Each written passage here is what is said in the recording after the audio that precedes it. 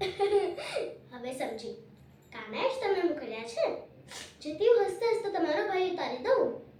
હવે સાંભળો, જો તમે મારા ઘરમાં આવ્યા તો મારા દેવા સાથે સંઘર્ષ કરશો. દીવો ઓલવાઈ ગયો તો આખા ઘરમાં અંધારું થઈ જશે. હું તો બાળક છું, પાછળના રસ્તાથી ઝાડ ઉપર ચડી જઈશ.